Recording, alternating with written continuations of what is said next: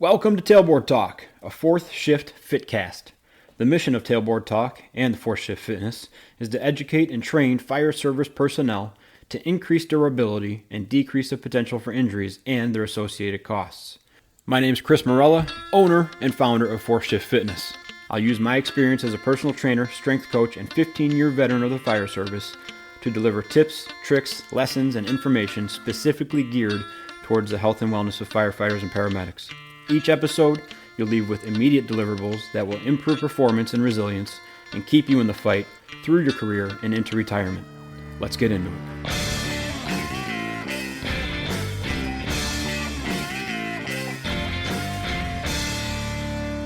What's going on, crew? Welcome to Tailboard Talk, episode 10, and a very special episode today. We're in the third week of December, of Devote December, and remember, all month long, we're talking to people that have used physical fitness to improve their mental health. And when you start hearing today's story, you're going to understand that Matt Spaid is an amazing example of that. He's a former Marine who developed PTSD, and he's a current firefighter, and we're going to hear his journey along the way of how that affected his career, his personal life, and where he is today.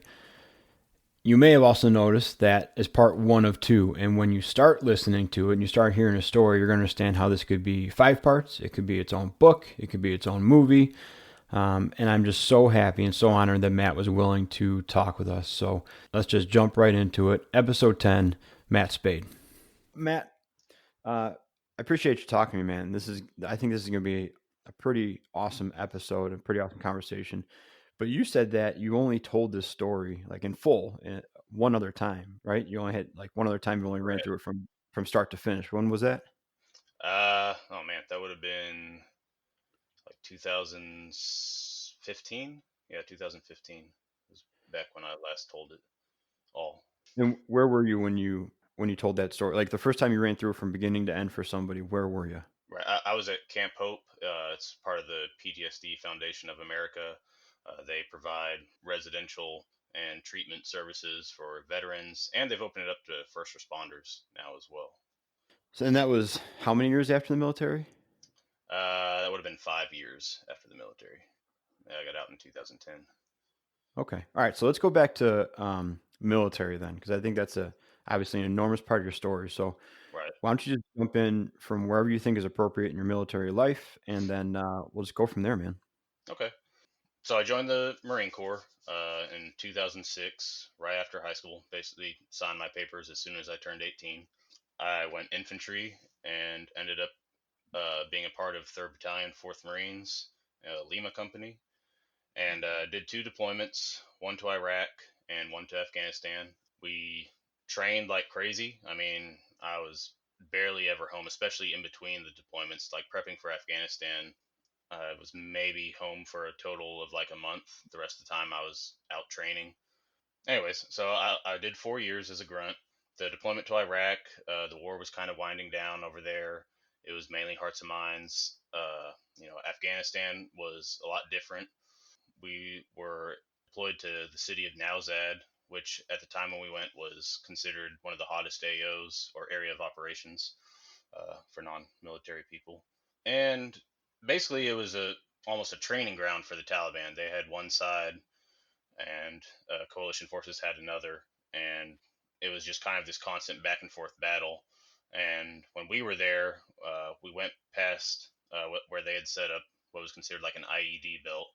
They basically had there was a wadi that was considered to have had a ton of IEDs. So if anytime guys tried to cross it, they pretty much hit an IED. So we did a big offensive, kicked the Taliban out, kind of brought the people back in, tried to bring in some stability. And, with deployments, like a lot of people ask, like what it's like and everything. And it's really not at all like, the movies, which I'm sure, most people figure. And it reminds me a lot of like being at a fire department because there's moments of high stress and intensity, like a structure fire kind of thing. We have our little combat moments, and then there's long durations of just, nothing. But there is definitely a constant stress, and I really think that's kind of what led to my PTSD. There's a constant threat, especially in Afghanistan, where we were at. My squad alone probably found over 20 IEDs or improvised explosive devices. And that's just a rough estimate. So there was a constant threat of, getting blown up or losing your legs or, who knows what. Before I knew it, the deployment was over. And really what kind of messed me up was I did not have a lot of transition time. Not only just from getting back from Afghanistan, but I also got out of the Marine Corps about a month after getting back.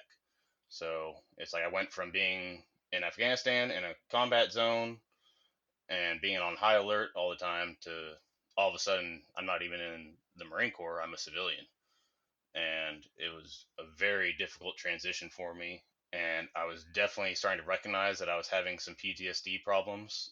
It took me a little while, like most people, but I started having audio-visual hallucinations, flashbacks. Just couldn't shut off my hypervigilance, insomnia. Like I wasn't sleeping like at all, and I'd hear a noise in my house, and I'd start clearing every room. I had recurring nightmares, and that's what eventually led me to go get help. But it took a while. But I went to the VA when I got out, and they were more interested in just putting me on medication than helping me, and so I didn't even deal with them anymore. I didn't want to be on medication. I sought a private counselor and got help for her, and things kind of started getting a little bit better. I got a job not too long after getting out as a roughneck in the oil field. That ended up being a really good job, especially for transitioning out of the military. I had a really good crew as well that they kind of knew that I had PTSD. Like, we had a bunkhouse that we'd sleep in, like a little trailer, because I worked on land, so it was like 7 days on and 7 days off. And there were a few nights where I was sleeping. I would sometimes yell out in my sleep, and there was a new guy that was there one time, and I know I'd yelled like super loud, and I asked him like the next morning, like, "Did I wake you up?" And he's like, "Yeah, I was kind of freaked out, but I remembered you were in the Marine Corps, so I was like, he's probably just having a nightmare." So, and it got better, but anyway, so I roughnecked, and it was great, but I really missed being of service to people. Not that the oil field isn't. I think those guys work like crazy, and people really take it for granted.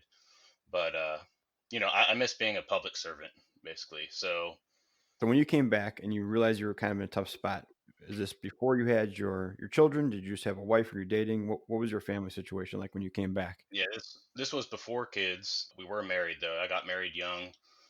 We were 19, just like a lot of people do in the military. But we're still married. Got married in 2007. So and yeah, no kids. But and that was definitely some of what was making me recognize that I was having PTSD problems. Was she saw a change in me too when I came back from Afghanistan, and the two deployments were very different. When I came back from Iraq, I was still pretty much the same, a little bit different, but Afghanistan was a whole different story. And really, for almost everybody in my unit, you could see there was definitely a change in everyone. We started having, we were fighting more often. I was drinking to the point where I was like blacking out and just again just not being myself at all. So she obviously showed some concerns, and I recognized it too. I was like, I'm not being myself, and that was some of what really helped too. And I really have to give my wife credit too, for she's stuck with me through a lot of hard times, and I'll definitely get to that later on in my story too. Yeah. So how did you guys settle on going to the VA? Was that just kind of what you felt comfortable with because of your service, or was that something that you were pointed towards, or how did you decide on going there? Uh, Really just because I was a veteran, and so it was PTSD, and I was like, well, I guess I need to go to the VA. Plus, it was free for veterans. But again, with that, when I first initially went, so this was like not long after I went. Uh, Actually, so literally the day after I got out was my first experience with the VA. I still don't know what happened to my leg, but on our drive back, it was like I had a blood clot or something. Like my leg swole up like crazy and hurt. And I went to the VA ER like pretty much the next day, and I was like, of course, like I have some sort of random medical issue like the day after I get out of the Marine Corps. And I was in the ER waiting for about 10 hours, just Holy cow! not being seen. Yeah. So that was my first experience with the VA. And so when we started having the PTSD issues, it was kind of like, okay, well, this is where you go for PTSD, especially because, this was back in 2010 when there, there wasn't, it was kind of just starting to where people were starting to bring more awareness to PTSD. It was still kind of hush hush, don't talk about it. But so I went to the VA, and again, like, they really weren't that helpful. The counselors or psychiatrists I talked to were more interested in just trying to put me on medication or tell me about like disability benefits I could get. And, I was like, I just want help, help me with my marriage, help me with my life. And that was when I decided to seek out just a private counselor because, the VA just wasn't being very helpful. Wow. Have you had any experience with them after that? Like, I go to the VA now. I talk to someone regularly in mental health, and the one here in Texas, at least, is a lot better than what my experience was when I lived in Oklahoma. And I'll get to that in my stories. Like, I literally just have like horror stories from my experience with the VA there. And I know they can be good, but just like with anything else, there's bad apples. It was just sometimes too. I mean, just with the crisis I was going through, it was pretty hard for them to treat me properly. I mean, there was at one point, I think I told you about this in one of our conversations when my PTSD was really bad. Like, I went to the VA and the ER, and they asked me, "Are you suicidal or homicidal?" And I said no, and they said, "Well, we can't help you then," and just turned me away. And it was like, okay, well, I still need help. Like, I have to go want to kill someone or myself for you guys to help me out. Wow. So Well, I think that if nothing else, that's a sign of the times of the progress. It's a sign of how much progress we've made in the mental health space in general. yeah, it's way better now. Like I said, I talk to someone pretty regularly, and they have like peer support people. Like, there's someone that was a ER nurse, and she was Air Force veteran that I talk with. They've definitely improved, in my opinion, on the mental health game, at least from my experience now. All right, so we've checked the VA off the list, right? Now you're going to a private counselor. I mean, is that Hmm. where you started to see actually some tangible results and some changes going on? Yes, that's when, like, she really dove in. Is again, it was kind of 2010, 2011. PTSD was just now starting to be talked about more. It seems, there's a lot more awareness, and she looked up like EMDR techniques, where it's almost like a hypnosis and tapping kind of thing. And we really dove back into the trauma that, like, one of the things that had bothered me in Afghanistan that my mind always kind of went back to was we did a covert OP at one point, which is a covert observation post. So the Taliban had basically, we knew that they were in this area that was abandoned. They kept placing IEDs. And, the way they would do it, they were smart about it. They wouldn't just go out with all the stuff and put it in there, because then we'd see them doing it. They'd have one guy would walk out with a shovel and just dig a hole and walk off. And then another guy would come out, and, he'd just have a jug and put that in there and then walk off. They do it in stages and wait till nighttime to actually put in like the detonator device. And so there was this area where we kept finding that stuff. So we decided, hey, let's do a covert observation post. We'll see what's going on. And when we did that, we prevented an IED from being placed. And you could tell, like, we wanted to stay covert because we were pretty far away from all of our support. At some point, they knew that someone was out there, and you could tell they were looking for us, because an area that usually had zero activity, all of a sudden there were all these guys on bikes driving around and walking around. So we stayed quiet and hidden. At one point, I was on the roof, and there was like a little parapet. And when I peeked over, I mean, I could have touched this guy. He was just right there. But, he walked off, didn't find us. And my mind always kind of kept going back to that. And I had actually been awake for about 48 hours, because before we did this, I was the sergeant of the guard for our posts at night. So, like, I go around and check all the posts on the base, make sure everyone's awake. And so I had very little sleep. And we did this, it was like a 2-day observation post. And when nighttime hit, one of my buddies said he'd stay awake for a little bit for me. So I was like, all right, I'll get some sleep. And I woke up, and he had fallen asleep. I did a radio check for my guys that were on post, and they didn't answer. And I was just like, crap. hopefully my guys aren't dead, and went to go check on them, and they had also just, fallen asleep, thankfully. But that was something that kicked my mind into, like, once I got out, that if it were past a certain time at night, it's like my brain would just go into awake mode and I couldn't fall asleep. And with her EMDR therapy, that's where we kind of went back to that. Then it kind of transitions just to other things that happen in your life. It's an interesting technique. Sometimes, I've heard that it can be a little bit disastrous just because it's like going through tangled wires, in your mind. And sometimes you unlock things that aren't necessarily should have been unlocked, if that makes sense. Yeah, yeah, absolutely. But anyway, so it was helpful. And I was doing this while I was roughnecking, and so this kind of plays into I miss being of service, and I wanted to be a firefighter, but at the time, we had just bought a house, so now I had a mortgage payment. I was making good money as a roughneck, but if I switched to going to school and using my GI Bill, it would have been a little bit harder. So I was like, a lot of my buddies had done contracting, like through the Defense Department.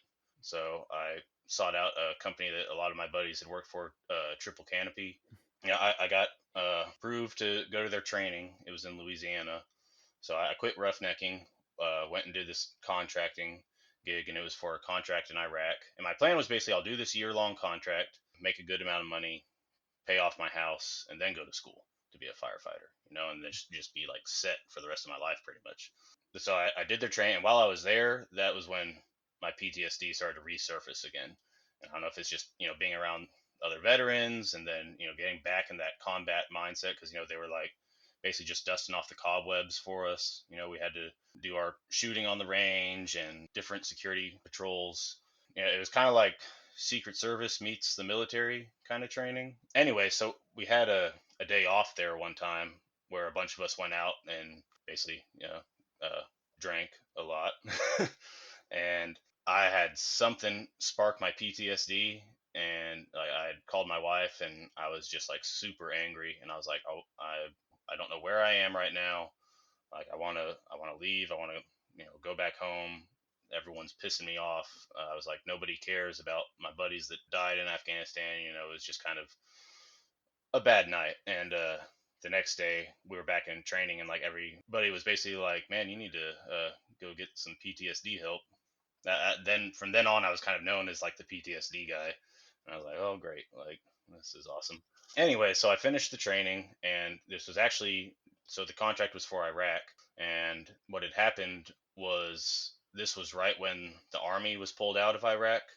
And so they quit giving out work visas. So the contractors that were over there were stuck there, and the guys like me that had just finished training were stuck in the States. And a lot of people didn't realize that. Like when the army was pulled out of Iraq, everyone thought, all right, we're not in Iraq anymore. And what kind of happened was just there was a surplus of contractors that were hired. How did you?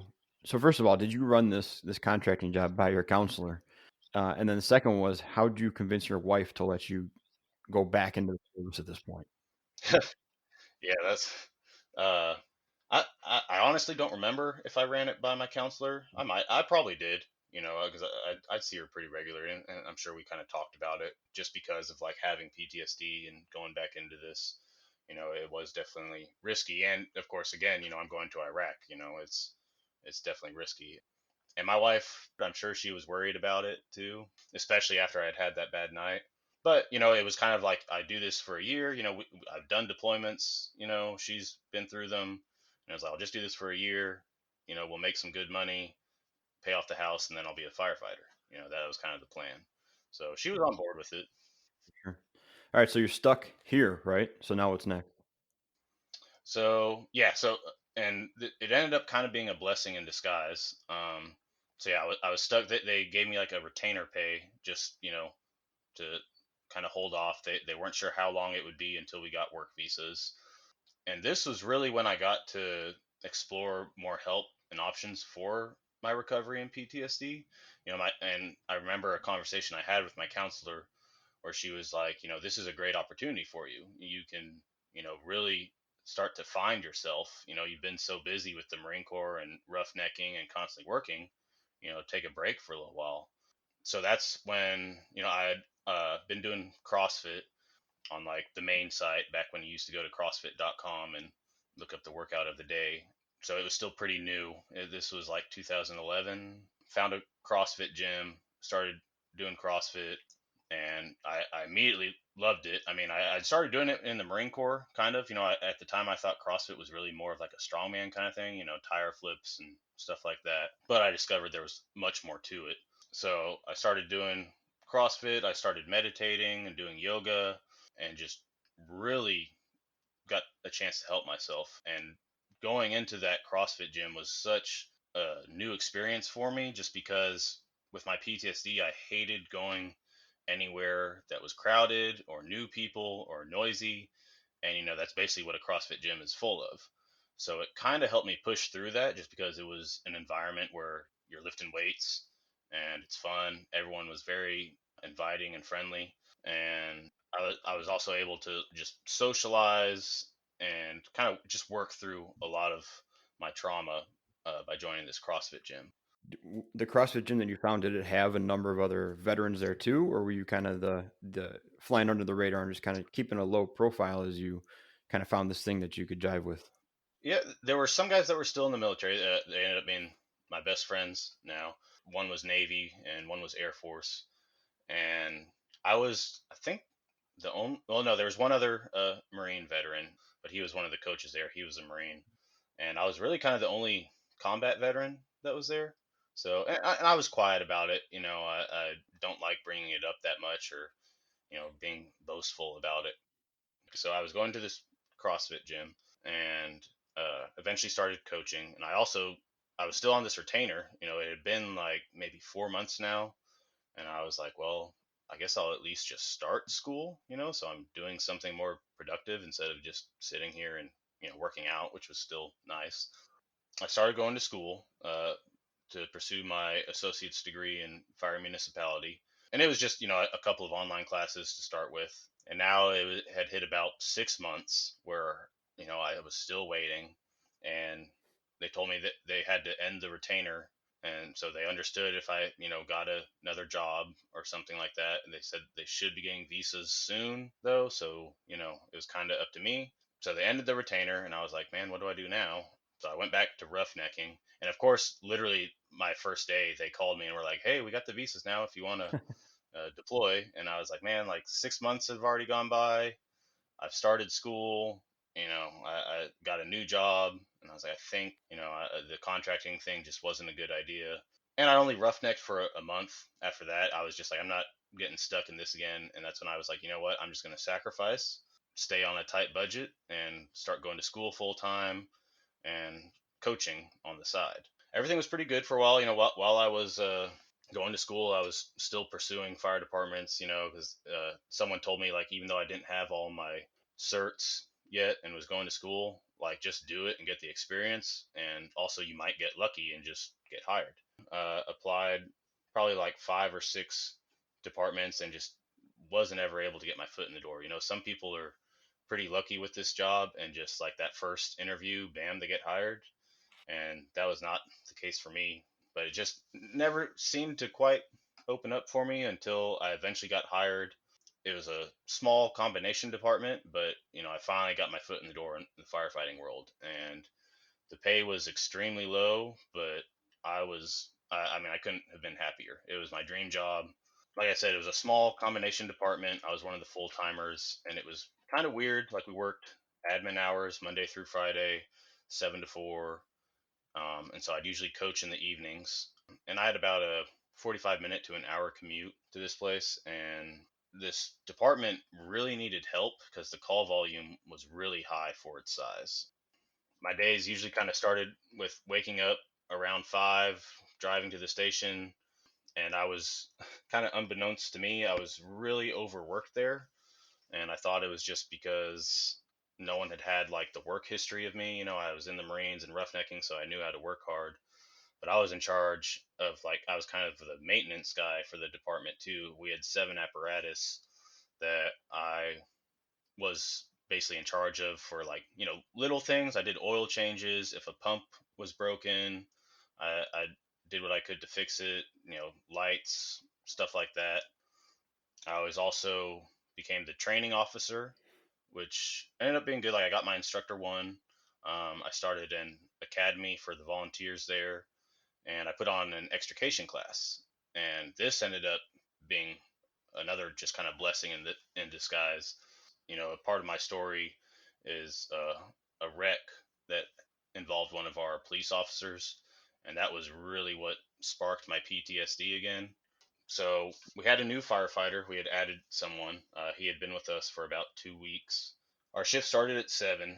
I think it was about like 6:50 when a call came in for a vehicle accident involving one of our police officers. And I remember initially when this call came in, I first thought that he was calling it in, and he was okay, just like, oh, he'd been in a wreck.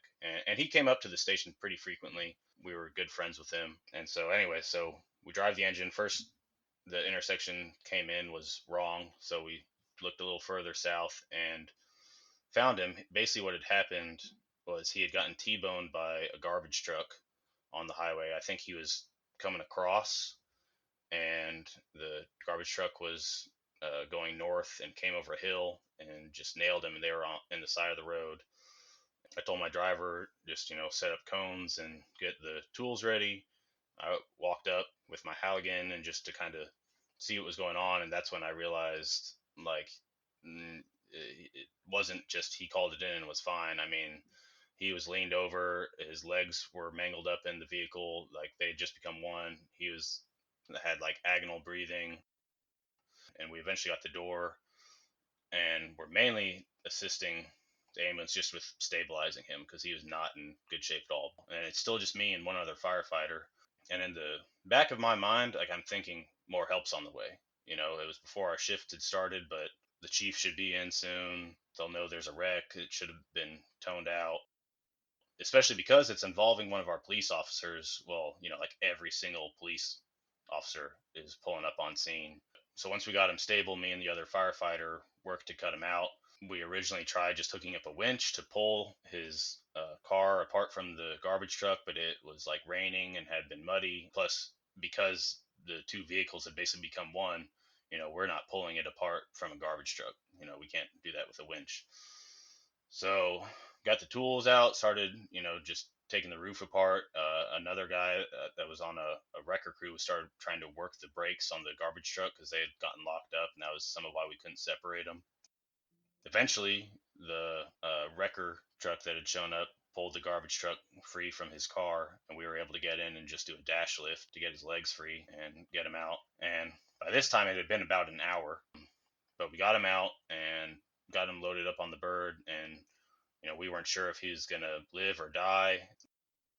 This was when my chief showed up with another volunteer, and he didn't even know what had happened. And I mean, the rage that I felt from that was just, I couldn't believe it. And he kind of blamed me for not calling for him, and I was like, man, I had my hands full. And he was like, yeah, I see that, but I felt like I could have done a better job. I really beat myself up over this. Like, I can still remember just the way some of the other police officers were like looking at me, and like I thought they were mad at me, but I talked to them later on. They're like, no, man, like you did an amazing job. Like, thank you for what you did. Like, you got him out, and like you didn't give up, because it was not fun with just me and one other firefighter. It was a pretty difficult job, but he actually ended up making a full recovery, and it's just really pretty miraculous. But anyway, so this wreck happened, and I'm stressed out. After a bad call like that, normally, you get some time off or something. We just kept on working, and more calls came in. I think there was like a cardiac arrest that we worked to. Just the stress of the job. And then 4 o'clock hit. Okay, time for me to go home. Well, I went to go coach, and I remember trying to coach this class after this had happened, and just like I could not get my mind to work.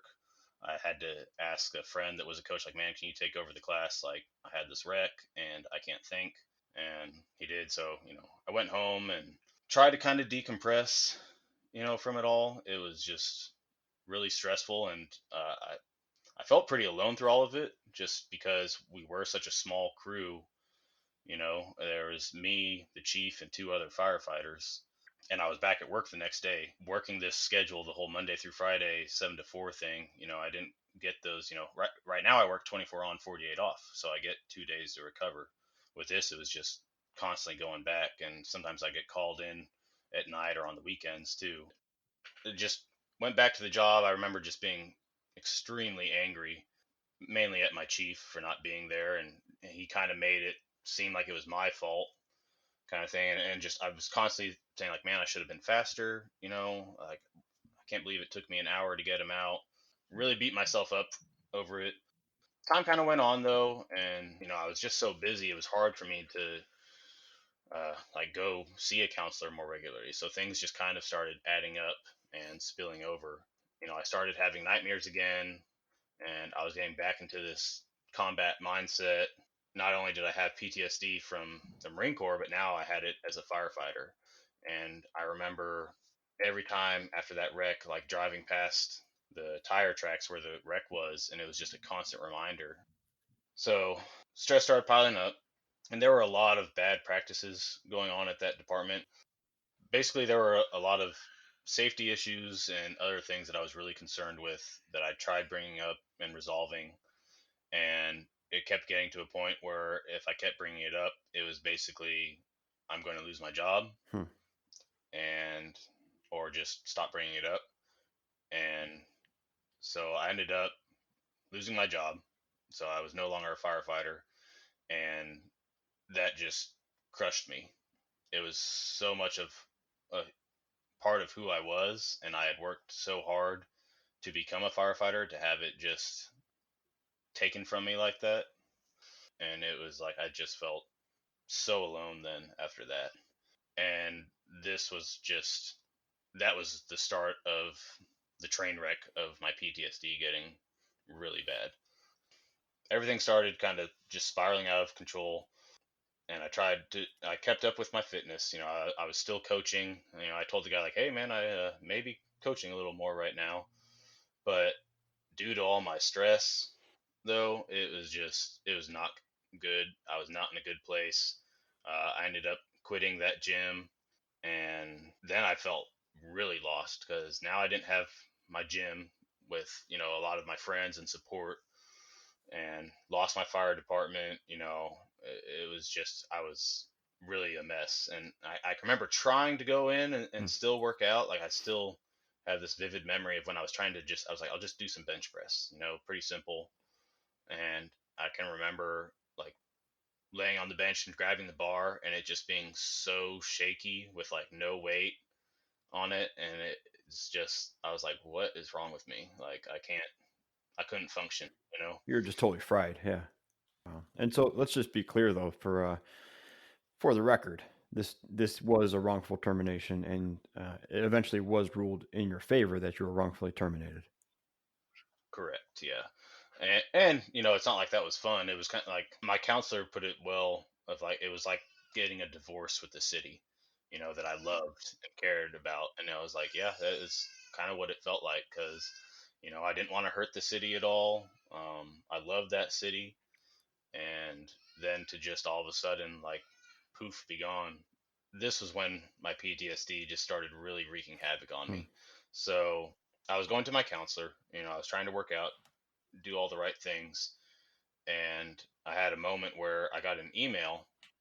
I was also an instructor at one of the schools just for like little EMS stuff. I got an email from them talking about some active shooter training, and something in my head sparked that someone was after my family and trying to kill them. So I'm at my counselor's office waiting on her to show up. I call my wife, and I'm freaking out. We had my son at this point. That was a whole other stressor. He was like maybe 5 or 6 months old at this time. Hmm. So we had a new baby, lost my job, lost the gym.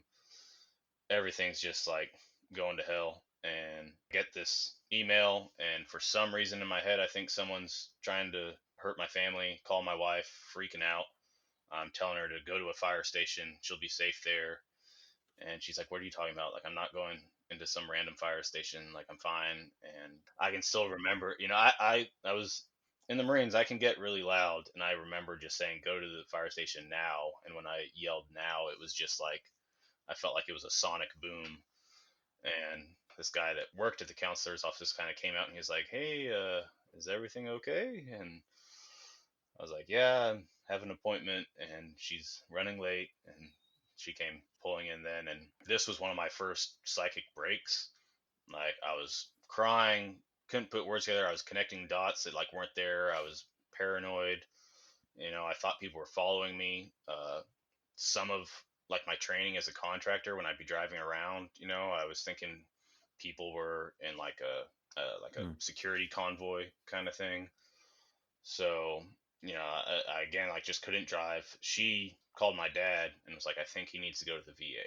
Like, he is having a horrible PTSD freak out, basically." And so my dad drove me to the VA and went to the ER, and I smart like my blood pressure was just all over the place. Probably if I wasn't in better shape, I wouldn't be surprised if I had a heart attack or something. They gave me just some sort of, I don't know what it was, some sort of just small anxiety medication, real minor, because I told them, I meditate, I work out, that I prefer that kind of therapy as opposed to medication. But with all the stress I had going on, they were like, "Well, just try this. It's a minor one." But that was my first experience with the VA. And then I started having some other little things like this where I'd freak out and have to go to the VA and get help. And I eventually saw one of their psychiatrists, and they diagnosed me with being bipolar and schizophrenic, Hmm. which was not the case at all. Right. Um, but this was, and the VA has gotten better about this now. But anyway, so they started putting me on an insane amount of medication when I'd never been on any medication in my life. Um, that's why I sent you that picture, just so you could kind of see how many meds like they put me on. Yeah, and And so I'm gonna pull up the picture now just so I can describe it. It looks like it doesn't even look like a jewel bag. It looks like a clear trash bag, yeah, and you can kind of see it's on your lap in the picture, and you're in your car, but it fills up. I mean, it would fill up a baby seat. You could put this in your kid's car seat, and you'd be able to buckle the buckles on it. oh It is at least 20 medications I'm looking at, and they're big, like 6, 8 inch tall bottles. I mean, this is a massive amount of medication. yeah, right. And some of it too was confusing. So, and this is where I really think veteran and first responder suicide has a big issue, because like I personally never was suicidal. But with all of this medication that they put me on, I started getting just out of my mind. And they sent me about, I think there was like a 3 month supply of muscle relaxers, Oh, and jeez. like different pill form too. Like one was like, a big capsule, and another one was a smaller one that you were supposed to take 3 times a day. Another one you took 1 time a day. And it was, yeah, it was like, how are you supposed to keep track of all this?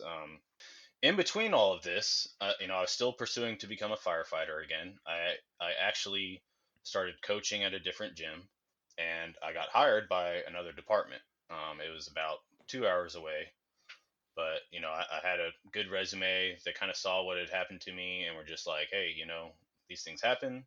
We'll hire you as a driver."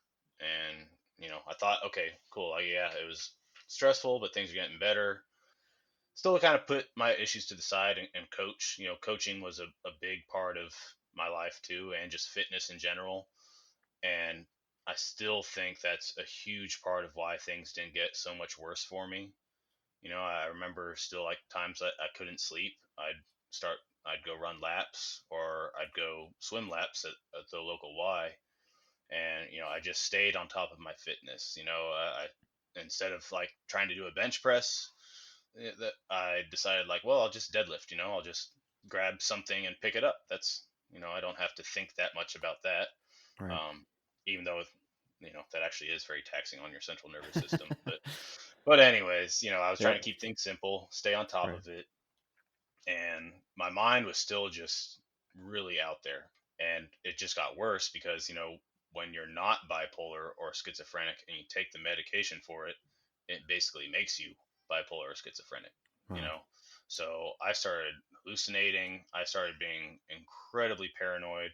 And I'd tell the VA, like, I'd call them and say, like, "Hey, I'm having some really bad side effects." I cannot believe how crazy I was. And my wife thought, she wasn't going to get her husband back. Basically, I was just Yeah. so not myself, constantly like connecting dots that weren't there. She hates when I bring this up, but it really reminded me of you seen the movie A Beautiful Mind I have with not, but I Russell know what you're Crowe? talking about. Yeah. Well, yeah, he's schizophrenic, and he's thinks he's doing work for the CIA and is just connecting things that aren't there, and that's kind of what started kind of happening to me. I kept thinking that I was like eventually going to go on this mission or something. I didn't know what was going on. I thought people were watching me, and so I started this job, and I was coaching again, and we had worked past the wrongful termination lawsuit and everything, and seemed like okay, we had a little hiccup, but things will get better. As it got to a point where like even the guys I was working with knew like I just couldn't function, and they were like, I remember them saying like, this dude is like a robot. Like I was literally just like running on autopilot.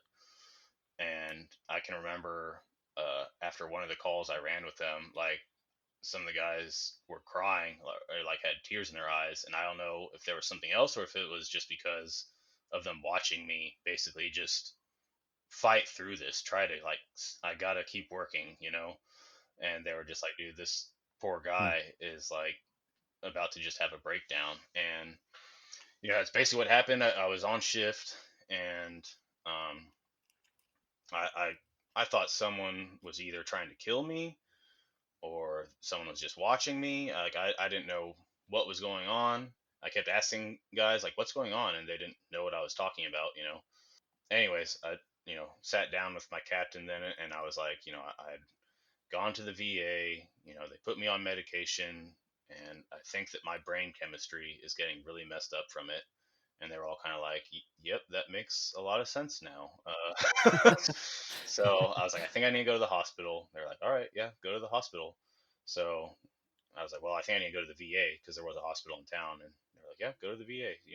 It's fine." So, but anyway, so I'm trying to drive, and I can't. So I have to pull over. I actually called the Veterans Crisis Line. They advised to call 911. So I called 911, and well, this fire department did their own dispatch. So I called them, and I was like, "Yeah, I'm a veteran. I'm pulled over, blah, blah, blah." And they were like, "Is this Matt?" And I was like, "Yeah." And I was like, "Oh, yeah."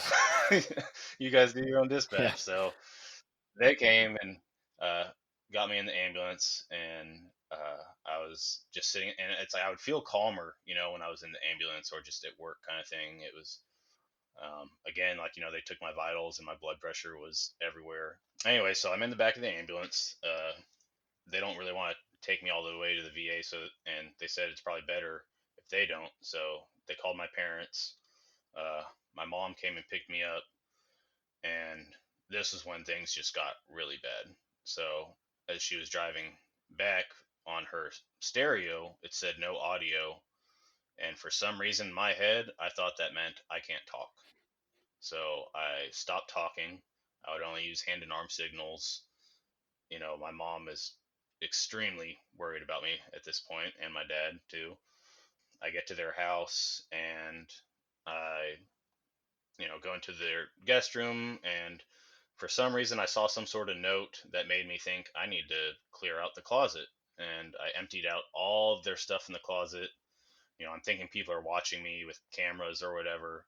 And I somehow, after everything I pulled out, like the VA had told my dad to take my guns away, but I found my Glock that he had hidden in like this little box, and I was like, oh my gosh, like they want me to do some mission. Like I don't want to go on a mission. I just want to be a firefighter, and you know, I feel like I'm just stuck and that I have to do some sort of mission that I don't know about.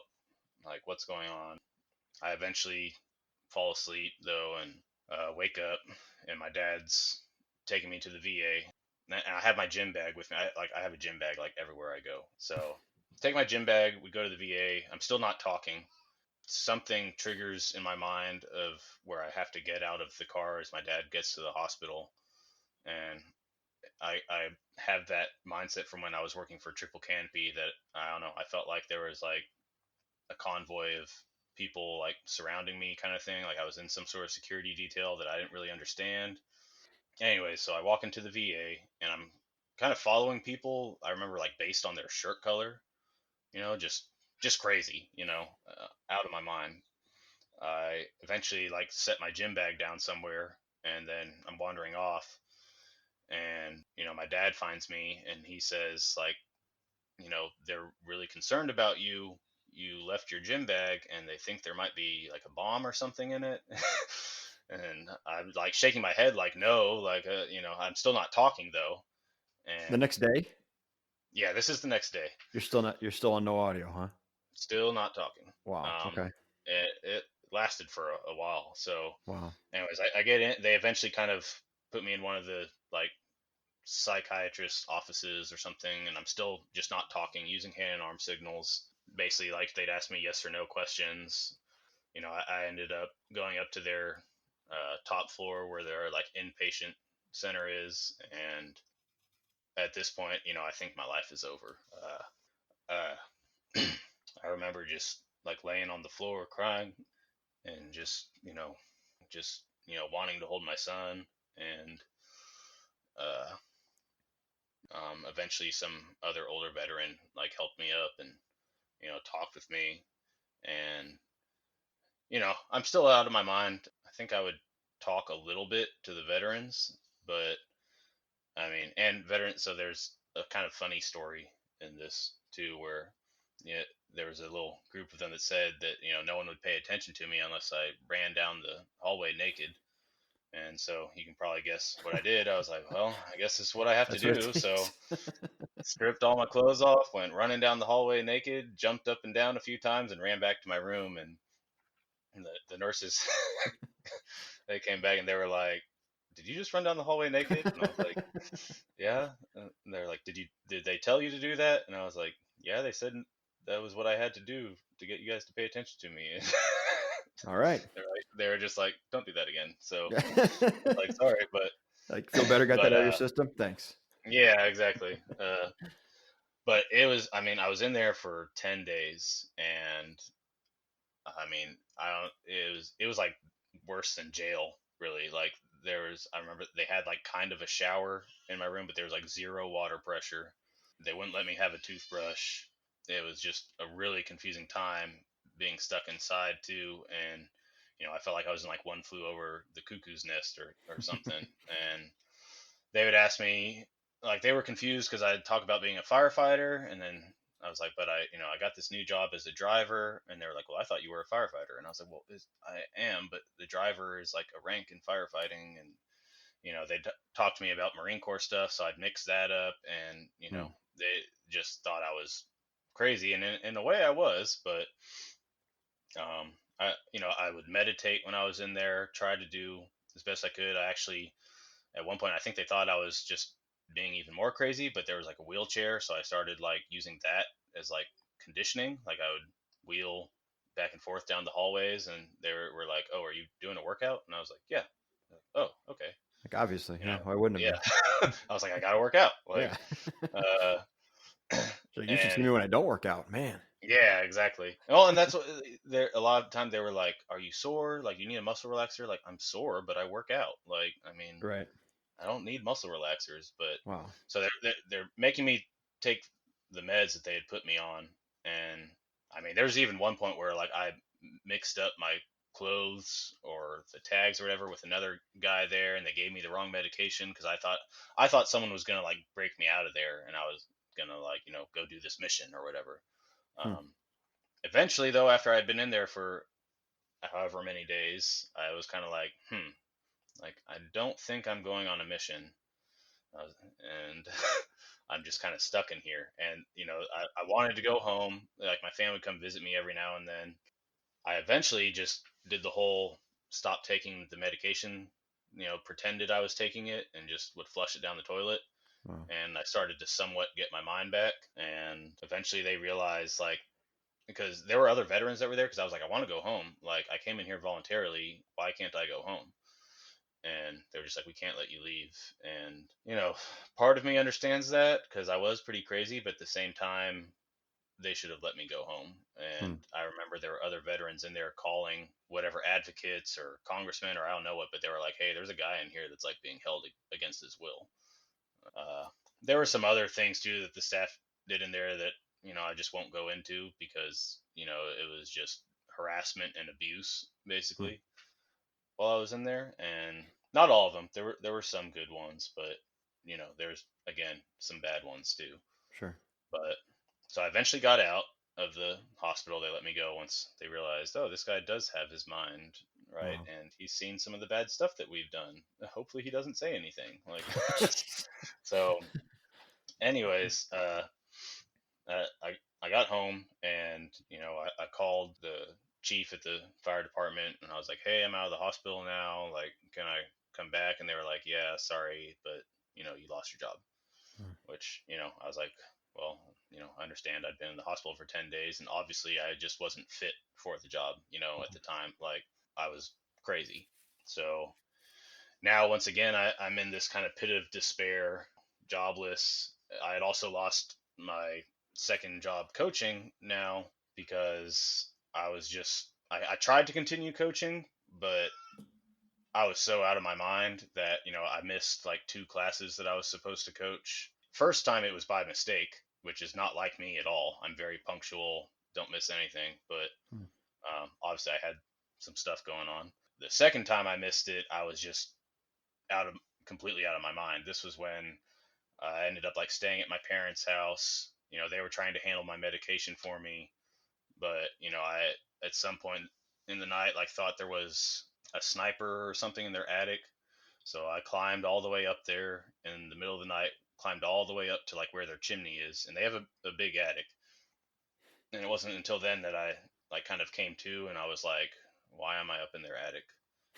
Jeez. I would start doing these random things anyway, and I kept doing stuff like I remember one night I like put a suit and tie on and went wandering off. I thought someone was going to pick me up for my little mission that I kept thinking I was going to go on.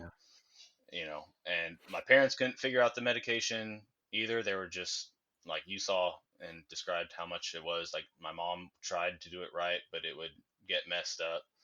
And the thing is, with that kind of medication too, you can't really just stop taking it because it's affecting your brain chemistry. And if you just completely stop, I mean, it can be detrimental to your brain health. So I'm at my parents' house. I'm still just completely out of my mind. Like my wife probably thinks like she's like, I don't know if Matt's ever going to recover from this. I just again was just completely hopeless. But thankfully, my aunt that lives in Houston, she had heard of Camp Hope, and it was like a veteran treatment center for PTSD. And I still kind of thought this was like some sort of weird mission that I was going on when I first heard about it. Like, my mom found out about it, and I had to send them like my DD 214, which is like the document you get like when you get out that shows you were a veteran, and it shows like my that I had a combat action ribbon and everything, so they knew I was a combat veteran. So we're driving down to Camp Hope. I still think there's like some sort of security detail following us, that I'm going on some sort of mission. I think that I thought that Camp Hope was going to be a place where they were going to send me into space and like study my brain. Like I was just so out there. Hmm. But we arrive at Camp Hope and it's just basically like there's a couple little houses and a bunch of veterans. And so in my mind too, I see all these veterans and I'm thinking that they're like contractors like I was, like they're little protective security specialists. And I was like, oh great, I'm the principal now. I'm the VIP that they're all protecting. Like, oh geez, I don't want to be the principal. Like, but that was kind of what was in my head. So we get into Camp Hope and we go into the office, and I'm not talking, just hand and arm signal stuff. I remember wandering back into one of the back rooms, and they like didn't know where I was for a little bit, and they found me. And like I remember the guy that ran the place was just like, "What are you doing? You okay?" Like, and I was just kind of like nodded my head, yeah. And he was like, oh, "Okay, come on this way." And eventually, my family leaves, and I'm there, and I'm not sure what for exactly still, but I was like, I guess I'm in the right place now. I was like, at least I'm around some other guys like me.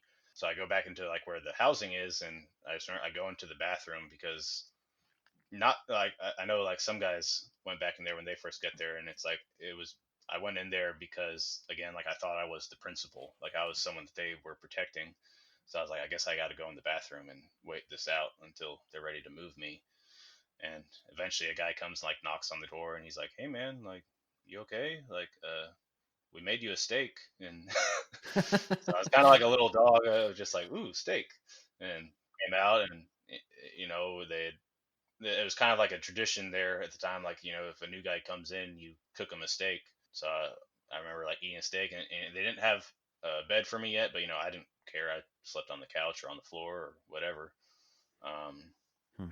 And yeah, just that first night, I felt like I was finally in the right place, and maybe things would work out. I was still pretty paranoid. It took a long time for me to actually talk to someone. Still, there were a lot of guys that couldn't quite figure me out, and but they were all veterans too that had PTSD, so they understood. I was in a safe place where I could eventually stop taking my medication and get things on track. Hey guys, Chris here, and that's where we're going to cut off today's episode. Again, thank you, Matt, for being willing to sit down and tell us your story. Just so you guys know, when we started talking, he said the first time he told us back when he was at Camp Hope, it took about 3.5 hours, and we both agreed that we would try to cut it down a little bit. So, yes, I took some stuff out, and yes, it was incredible stuff that I took out, but for the sake of brevity and time limits, we made that decision. So I'm sure I'll have Matt on again, and we can share some more stories. Until then, next week, we're going to have part 2 of this. And remember, he just got to Camp Hope. He just got his steak. He's just getting to actually talk to people. And we're going to hear from Camp Hope until present day. So you don't have to wait 2 weeks. It's coming out next week, and I hope you come back for it. In the meantime, please spread this episode around. Share it with everybody, whether you're a fire, military, support system. There's something in here that could be taken away and used to help EMS and fire, mental health, and reduce suicide. Again, we're in Devote December also. Check in with the @4Shift and @FireRescueFitness and @Devote December Instagram pages and Facebook pages for our daily number update and our daily themes and our calls to action. We're really hoping to spread that far and wide this year and really make an impact and a difference in such tough times. All right, guys, thanks again for listening. We'll talk to you soon. As always, be a 4-shifter.